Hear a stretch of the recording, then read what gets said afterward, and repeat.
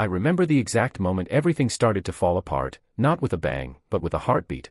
I was sitting in the ultrasound room next to my wife, Jenna, her hand gripping mine tightly, her face glowing with that soft kind of joy I hadn't seen in a long time, and the technician turned the screen toward us with a smile and said, "There's your baby's heartbeat, strong and steady." And just like that, the room started spinning, not literally, but inside my head something shifted, like I'd just been pushed underwater without warning. I forced a smile, nodded along with Jenna as she squeezed my hand and wiped tears from her cheeks. She looked at me and whispered, "We're going to be parents, Kyle," and I kissed her forehead, told her I loved her, but something cold had already wrapped itself around my spine, and I couldn't feel anything but dread. Because I knew something she didn't, something I'd buried so deep I thought maybe it would stay there forever, but now it was clawing its way up like a monster out of the dark. 3 years ago, after months of trying and failing, after dozens of arguments and too many sleepless nights, I went to a fertility clinic alone. I didn't tell Jenna, I just needed answers, needed to know if it was me, and after 2 rounds of tests, the doctor sat me down and said it as gently as he could, "Kyle, I'm sorry, but you have non-obstructive azoospermia.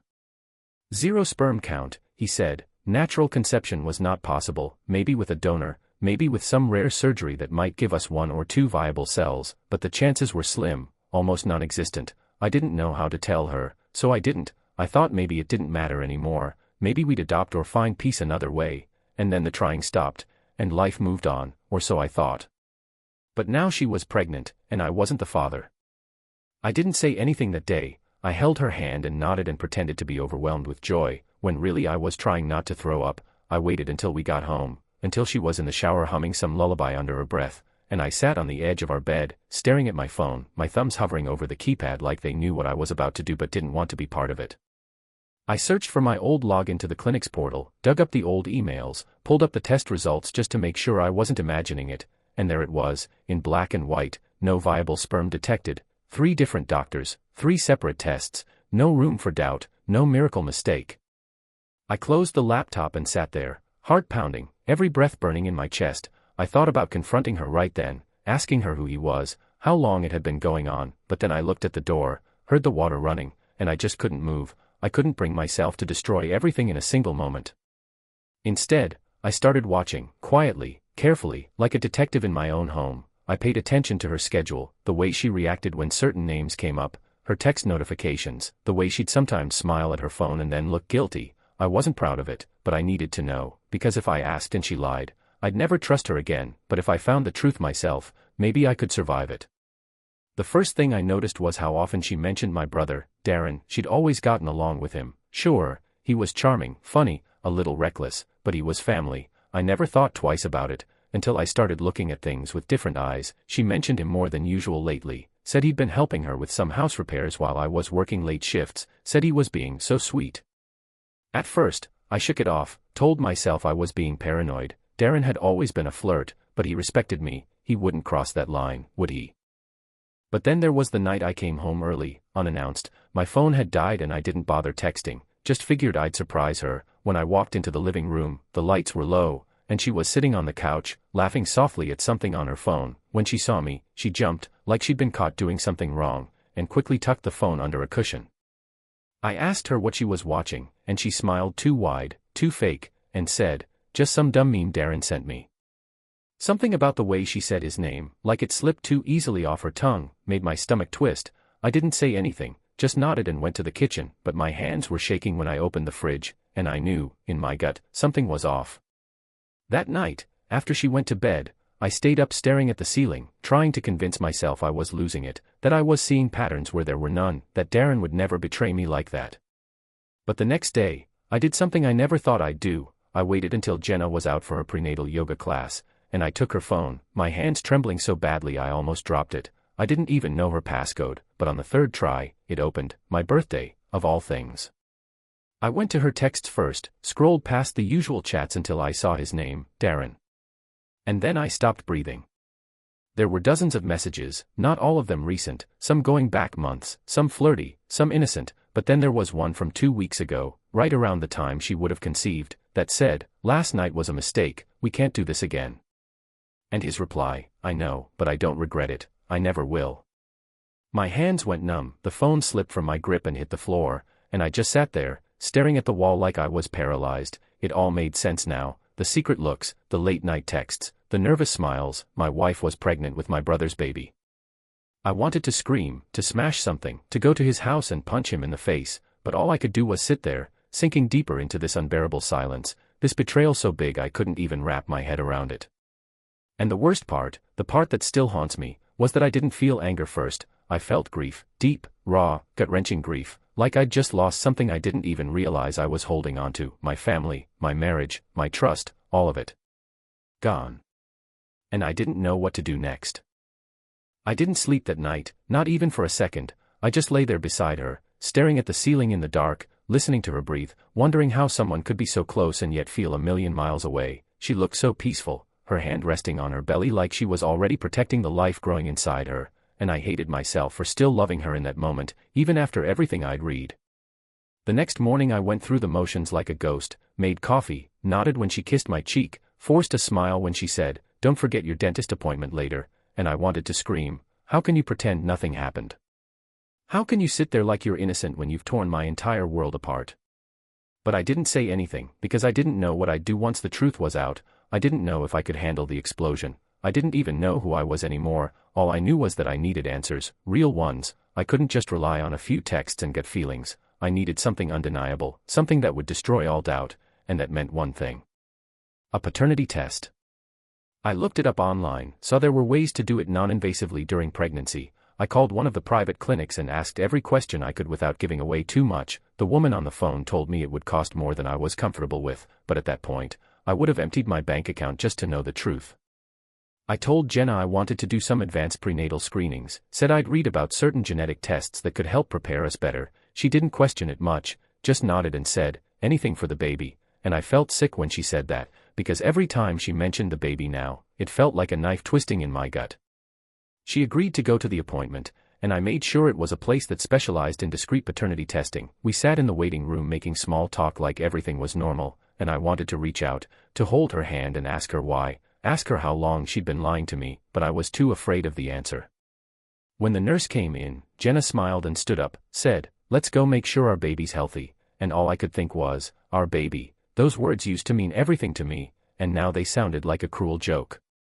They drew her blood first, then mine, and I signed all the paperwork under an alias, told them I didn't want results mailed or emailed, only a direct call to my number. They agreed, said it would take a few days, and those days were the longest of my life. I avoided Darren during that time, ignored his texts, dodged family group chats, told my mom I was swamped at work when she invited us over for dinner. I couldn't look at him, couldn't even hear his voice without wanting to lose control. I spent most nights sitting in my car outside the house, engine off, just staring at the dark windows, wondering if I was making it all worse by keeping it inside, wondering if confronting them would give me peace or just destroy whatever pieces of my life were still holding together. Then the call came. It was around noon. I was at work pretending to go over spreadsheets, but really just staring at the same line of numbers for the last hour. My phone buzzed and I saw the unknown number. My heart dropped straight into my stomach. I stepped out, walked to the parking lot, and answered with a trembling voice. "Mr. Miller?" the woman asked, and I said yes, barely. "We have the results of your prenatal paternity test," she said, and I held my breath, closed my eyes, every muscle in my body locking up like I was bracing for impact. "The probability of paternity is 0%, she said gently, professionally, like it was just a statistic, but it felt like a death sentence. I didn't say anything, just hung up, and the phone dropped from my hand to the pavement like it weighed 100 pounds. I stood there in the sun, surrounded by strangers walking to lunch, smiling, laughing, living their lives, while mine had just collapsed beneath my feet. I don't remember driving home. I don't remember anything except standing in our living room, staring at the framed photo of our wedding on the mantel. She was smiling in it, that soft, radiant smile I used to live for, and I realized I didn't even know who she was anymore. When she walked in a few hours later, grocery bags in her hands, humming that same lullaby again, I couldn't hold it in anymore. I looked at her and said, "Who's the father, Jenna?" She froze, the bags slipping from her hands and hitting the floor with a thud. Oranges rolled across the hardwood, her eyes wide and terrified, like she'd been caught in a fire and didn't know where to run. "What are you talking about?" she whispered. I stepped closer, held her gaze, didn't blink. "I know it's not mine," I said, and her lips parted, a silent breath escaping, no words, just guilt flooding her face like ink in water. "I had a test done, Jenna, a prenatal paternity test. She covered her mouth with both hands, tears already spilling, and I felt something inside me snap, not with anger, but with sorrow, this heavy, unbearable sorrow that filled every inch of me. Was it Darren? I asked, though I already knew. She collapsed onto the couch like her legs had given out, sobbing into her palms, and I sat across from her, numb, hollow, waiting for her to speak, to confess, to say something that would make sense of this mess. It was a mistake, she choked out. I didn't mean for it to happen. It was one night. I swear, I was drunk, I felt lonely, you were working so much, and he was there, he comforted me, and it just happened. I stared at her, at this woman I'd built a life with, and I didn't recognize her at all. When? I asked, voice cold, distant, like it belonged to someone else. When did it happen? She looked up at me, eyes swollen and red. It was 3 months ago, she said, right before I found out I was pregnant. I leaned back, letting the silence fill the room, letting the weight of everything crash down on me. Does he know? I asked. She shook her head. No, I never told him. I didn't even want to believe it myself. I thought, maybe it was yours, maybe somehow. She broke off, sobbing harder. And then I said something I didn't expect, something that didn't feel like it came from me at all. You're going to tell him, I said. He deserves to know, and I deserve better than this. She looked at me, pleading. Kyle, please, I don't want to lose you. I made a mistake, but I love you, I still love you. And for a moment, just a second, I believed her, or maybe I just wanted to, because the alternative was too painful to face. But I stood up anyway, grabbed my coat, and said, I need time. She reached out for me, but I stepped back. Don't call me, I said, and then I walked out the door, not knowing where I was going, just needing to get as far away from that house, that lie, as possible. I drove without thinking, past the edge of town, past the familiar roads, until I pulled over at some abandoned gas station and just sat there, breathing hard, hands gripping the steering wheel so tight my knuckles turned white. And that's when the second realization hit me, the one that nearly broke me. If Darren didn't know, if Jenna never told him, then he still thought he was innocent. Which meant I had one more person to confront. And this time, I wasn't sure I'd be able to stay calm. I didn't go home that night. I couldn't. I drove until my gas tank was nearly empty, then pulled into a motel off the highway, the kind with flickering neon signs and buzzing vending machines. The room smelled like bleach and regret, and I lay on the stiff mattress fully clothed, staring at the ceiling, replaying every moment, every word, every touch that now felt poisoned. It wasn't just the betrayal that hurt, it was how close it had come to passing by unnoticed, how easily I might have raised a child that wasn't mine, loved it, protected it, all while living a lie so big it could have swallowed me whole. And the worst part, I think a part of me would have done it. I would have loved that child like it was mine, if I hadn't known the truth. But now I did. The next morning, I sat in the car watching the sun crawl up the sky like it was trying to escape too. My phone buzzed every few minutes, missed calls from Jenna, unread texts, some long, some just one word, please. I didn't answer any of them. I couldn't, because I knew the next conversation I had needed to be with Darren. And I wasn't sure how it was going to go. I didn't plan it. I didn't rehearse what I was going to say. I just drove straight to his apartment, still wearing the same clothes, still numb, still raw. I stood outside his door for a full minute before knocking, and when he opened it, he looked surprised, but not suspicious, just that casual grin he always wore like armor. Kyle, he said, man, you look like hell. Everything okay? I pushed past him into the apartment without answering. He followed me in, confused. You want a beer or something? You sure Is it yours? I cut him off, my voice cold, sharp, a blade between us. He blinked, taken aback. What? The baby, Darren, I said, turning to face him fully. Is it yours? For a second, he didn't say anything, just stood there like he'd been punched in the gut. Then he laughed, short, nervous, fake. What are you talking about? I stepped closer, eyes locked on his. Don't lie to me, I said. I already know. Jenna told me, and I got the test. It's not mine, Darren, so don't you dare stand there and pretend you don't know what I'm talking about. His face changed instantly, the color drained, the smile vanished, and all that was left was something hollow. Ashamed, he sank down onto the edge of the couch and rubbed his face with both hands. I didn't know, he muttered. I swear to God, Kyle, I didn't know she was pregnant. That's your defense? I said, my voice rising. That you slept with my wife but didn't know you got her pregnant, so it's okay. He looked up at me, eyes red, not from tears, but from something deeper, something broken. It wasn't supposed to happen, he said. It was one time. Man, I was drunk. she was crying. You two had just had a fight. She said you hadn't touched her in months, and I didn't stop to think. I swear I regretted it the second it was over. I stared at him, disbelief twisting inside me like a knot. You didn't think, I repeated, you didn't think about me. About your own brother. About what this would do to my life. My marriage. He stood up, started pacing, like he couldn't sit with the weight of what he'd done. I messed up, okay. I know that. I know I don't deserve forgiveness. I've been trying to forget it ever happened. I didn't even want to look at her after that. I felt sick about it, but I didn't know she was pregnant. I didn't know it was mine. I took a deep breath, trying to hold back the rage boiling in my chest. You ruined everything, I said, and now there's a baby involved, a life, not just our feelings, not just my trust, but a child who didn't ask for any of this. He nodded slowly, hands on his hips, looking like he was about to crumble. What do you want me to do? He asked, quietly. Do you want me to stay away? Do you want me to take responsibility? I'll do whatever you say, Kyle. I don't want your promises, I interrupted. I want the truth, all of it. How long had you two been talking behind my back? Was it really just once? He looked down, hesitated, and that pause told me everything. My heart sank even lower, if that was even possible.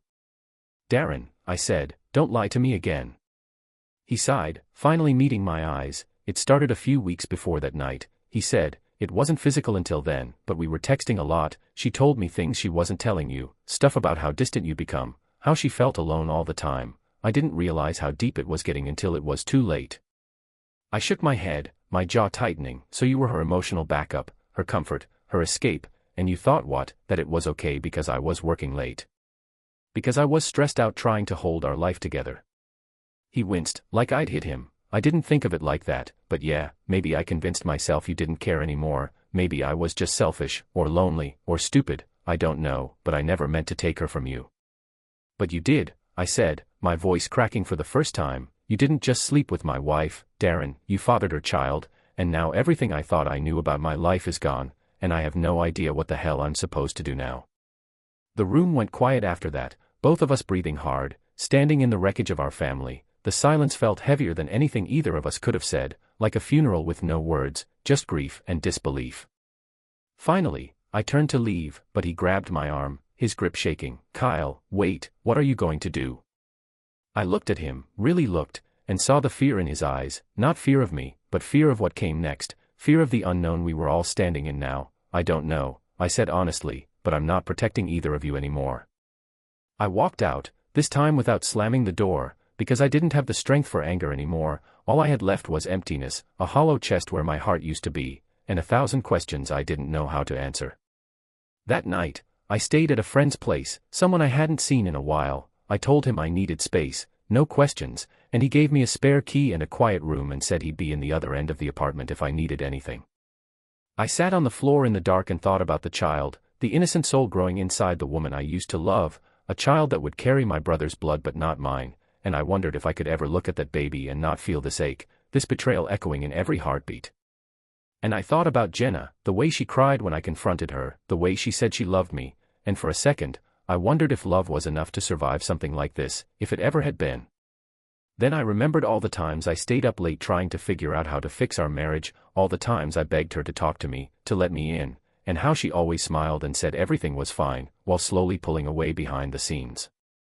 Maybe she'd given up long before I even realized something was wrong. Maybe I had too. And now? Now there was no going back. The next few days passed in slow motion, like the world had dimmed around me. Everything looked the same but felt completely different, like I was moving through a dream I couldn't wake up from. I stayed at Mark's place. He was an old college friend who didn't ask too many questions, just let me crash on his couch and handed me a beer every evening without a word. I appreciated the silence more than I could say, because if someone had tried to talk to me about it, I don't know if I would have been able to keep it together. Jenna kept calling. I stopped answering after the third day. I didn't block her, I just couldn't hear her voice, not yet, not when everything she'd ever said to me was tangled up in lies. Darren hadn't called at all, and part of me was grateful for that. I don't know what I would have said to him either, maybe nothing, maybe too much, maybe something I'd regret. But in the silence, in the space I'd carved out for myself, a different question started to form, one I hadn't let myself ask before, one that made my stomach twist whenever I thought about it. What if I left? Not just the apartment, not just Jenna, what if I left the whole thing behind? The marriage, the family, the mess, all of it. What if I walked away and started over somewhere else, with no memories, no betrayals, no baby that would grow up with my last name but not my blood? That thought sat in my mind like a storm on the horizon, distant but threatening, and the more I tried to ignore it, the closer it crept. On the fourth night, I couldn't take it anymore. I needed to see her, not to yell, not even to ask more questions, just to look her in the eyes and see if there was anything left between us, any part of her that was still real. I didn't call ahead, I just drove. The streets looked different now, colder, emptier, even though nothing had changed except me.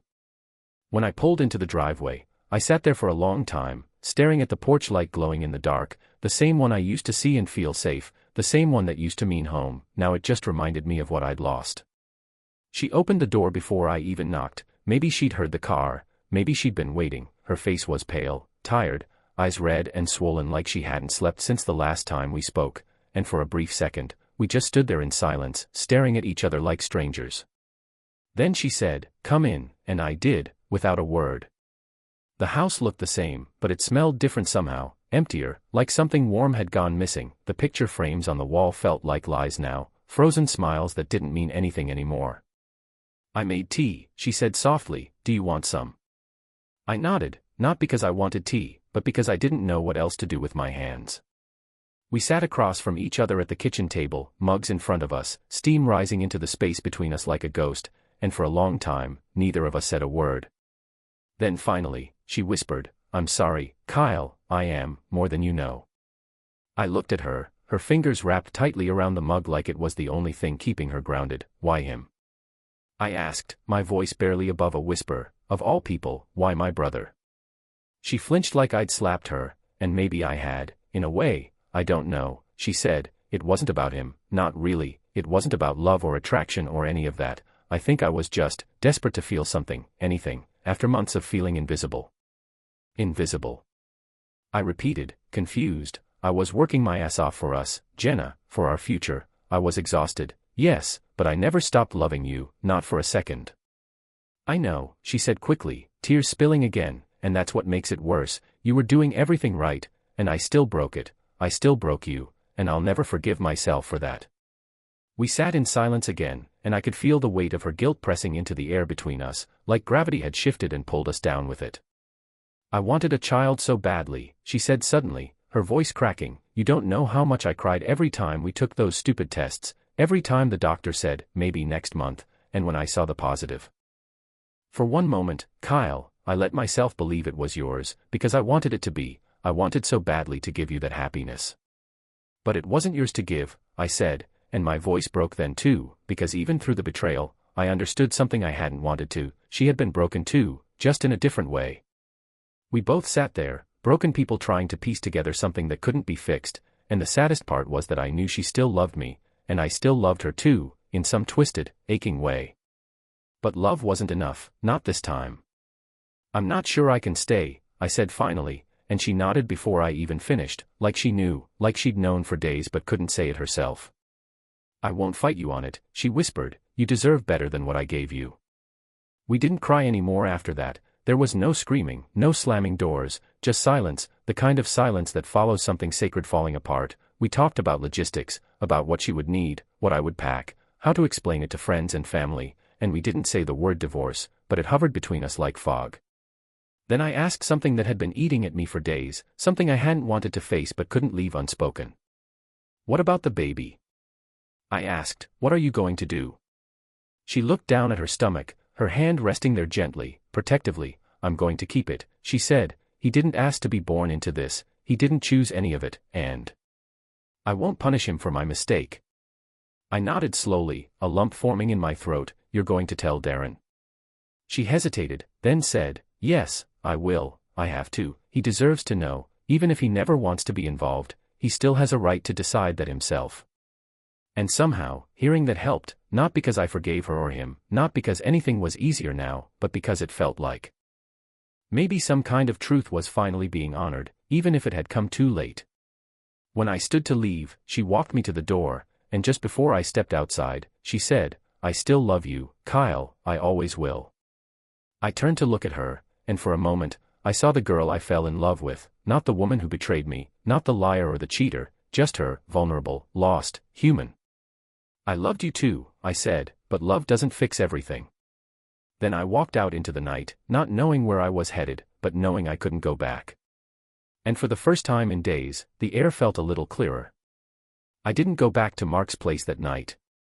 I drove around for hours instead, aimlessly, headlights carving through the dark like I was looking for something, maybe a sign, maybe a version of myself that didn't exist anymore. I ended up at a rest stop off the interstate, sitting in my car with the windows down, listening to the buzz of the lights overhead and the occasional truck rumbling past. And for the first time since everything fell apart, I let myself cry. Not the quiet, single-tear kind of crying you see in movies. This was the kind that grabbed you by the throat, that made your chest hurt and your stomach twist, the kind you can't control no matter how hard you try. I cried for what I lost, for what I thought I had. I cried because I still loved her and hated her all at the same time. Because I missed the life I used to complain about. Because I had no idea who I was without it. By the time the sun started creeping over the horizon, I felt hollow. Not better, just emptied, like I'd finally poured everything out. And all that was left was quiet. In the days that followed, I started packing up my things from the apartment. Jenna wasn't there, she'd gone to stay with her sister, which made everything easier. No dramatic goodbyes, no tension in the air, just boxes and tape and silence. Every photo I pulled off the wall felt like a small goodbye. Every drawer I emptied reminded me of how deeply our lives had been tied together. I found a box of baby clothes tucked away in the closet. She must have bought them after she found out. Little onesies, a tiny pair of socks, a soft blue blanket. I held the blanket in my hands for a long time. And something inside me cracked open again. Because that baby hadn't done anything wrong. And that's the thing no one tells you about betrayal. It doesn't just break the relationships you had. It breaks your sense of future. It takes everything you were planning for, everything you were building toward, and rips it out of your hands. Leaving you standing in the ruins, wondering if you were ever really part of it at all. I moved into a small apartment across town. Nothing special, one bedroom, beige walls, a weird creaking sound from the pipes at night. But it was mine. It was empty in a way that felt honest. And I needed that.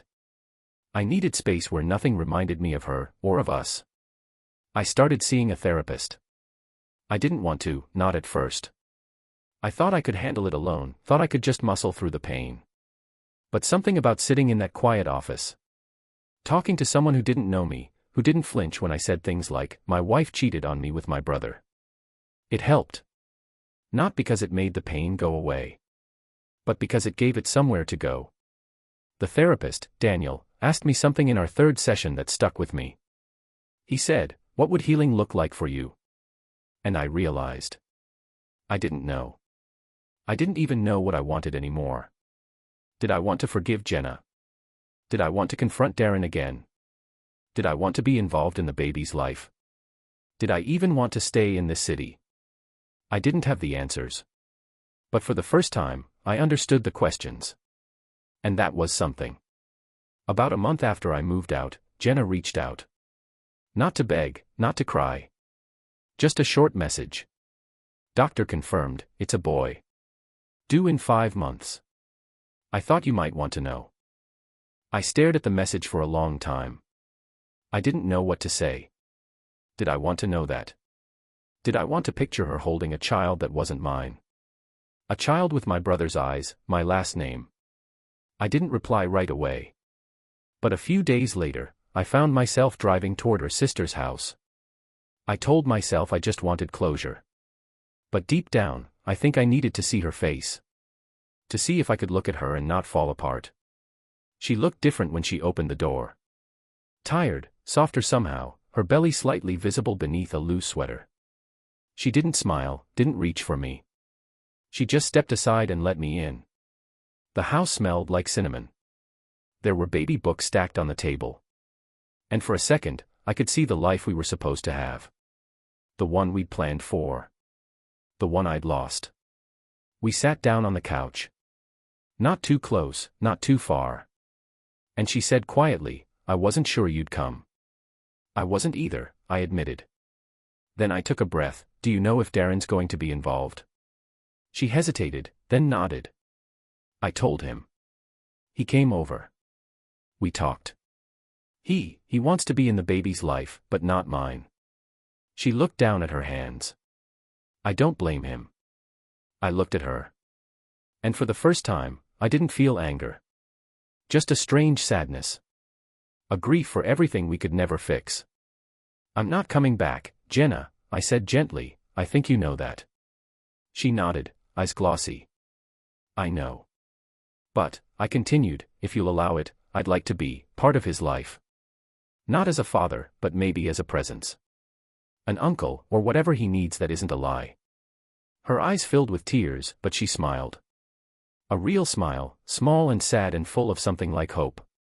I'd like that, she said, I'd really like that. And for the first time in weeks, I felt something shift.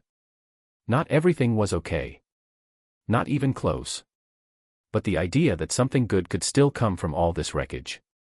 That mattered. When I left, she walked me to the door. This time, we didn't say anything dramatic. Just a quiet goodbye and a long look that said more than words could. I got in my car and drove away. But it didn't feel like running this time. It felt like the beginning of something new. Something uncertain, yes, but honest. And maybe that was enough. For now. I didn't tell anyone else in my family what had happened, not right away. Not because I was trying to protect Jenna or Darren, but because I didn't know how to explain it.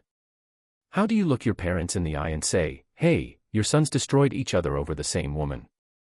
How do you say that without sounding like a soap opera, without feeling like your entire life's turned into some grotesque parody of what it used to be?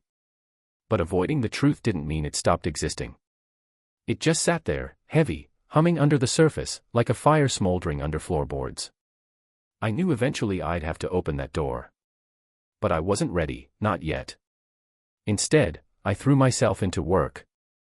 Long hours, weekend shifts, late nights in the office. I told myself it was to catch up, to keep my mind busy. But really, it was about hiding. Because when I was alone in that apartment at night, the silence came back like a wave. And with it, memories I hadn't asked for. A laugh that used to echo in our kitchen.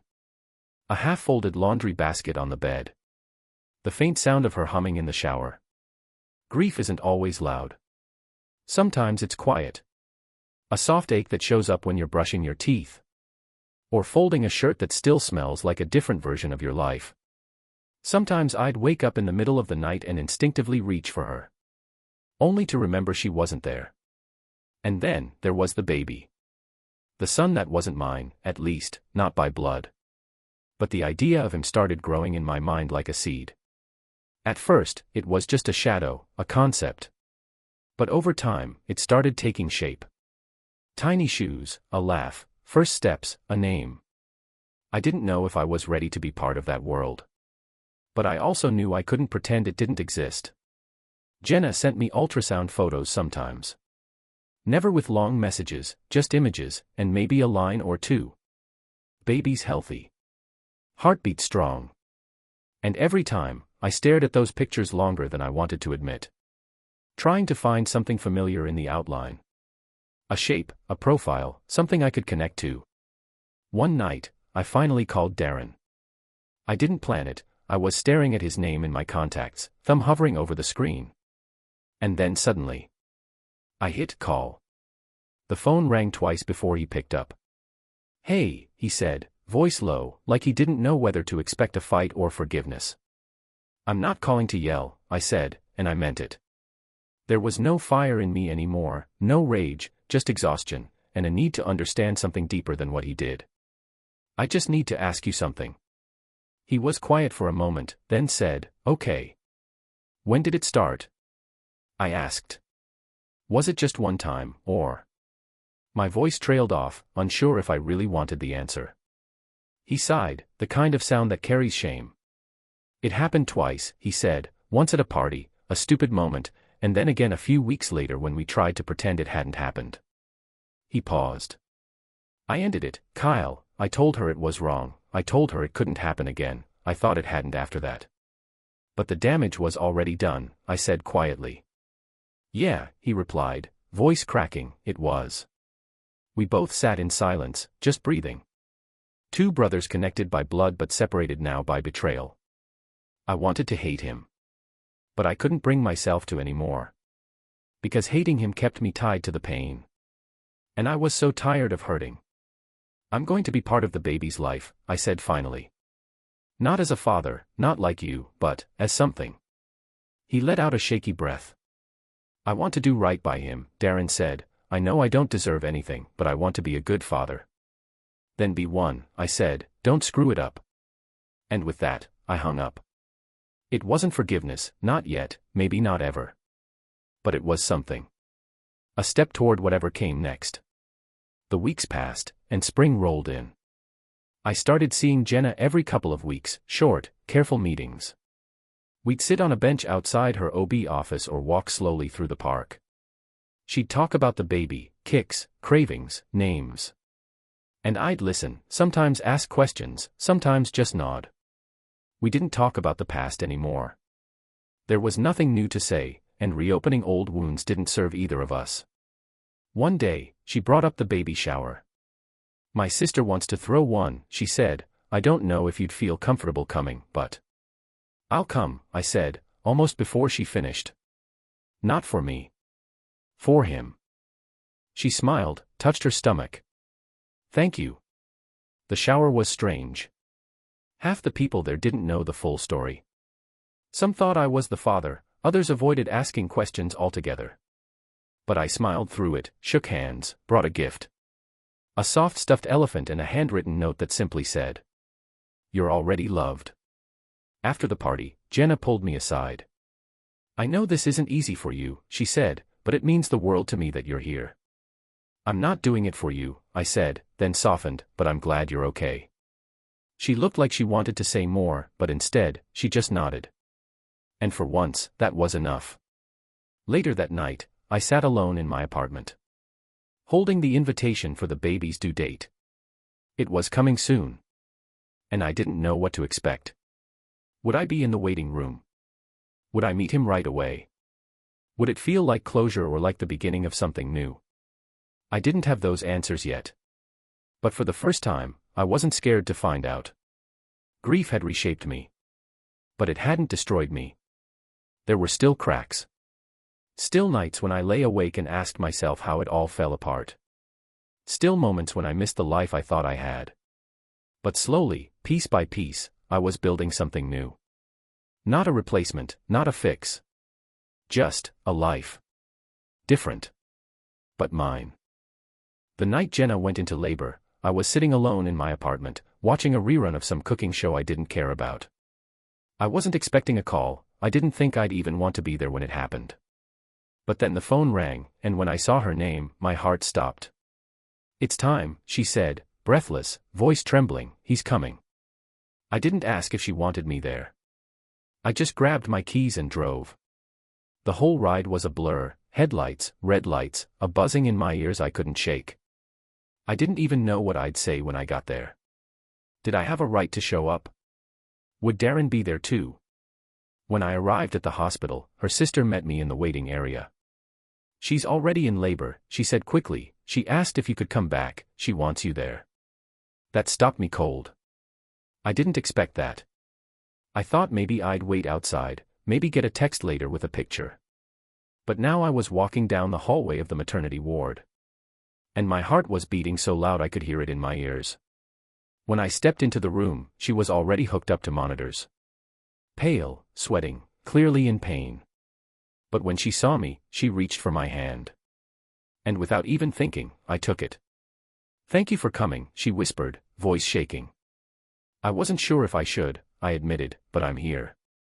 We didn't talk much after that. Labor has a way of silencing everything except the moment. I held her hand when she screamed, wiped her forehead with a cold cloth. I stood there as she brought life into the world. And when I heard that first cry, sharp, loud, real, something in my chest cracked wide open. The nurse placed the baby in her arms, and she stared at him like the rest of the world had fallen away. Then, slowly, she looked up at me and said, "Do you want to hold him?" I hesitated. I didn't know if I was allowed to want this. If it made me a fool or just human. But I nodded. And when she passed him into my arms, I swear the room went silent. He was so small. So fragile. His eyes were shut tight, little fists curled near his cheeks. And I just stared at him. Not as a father, not as a brother's brother.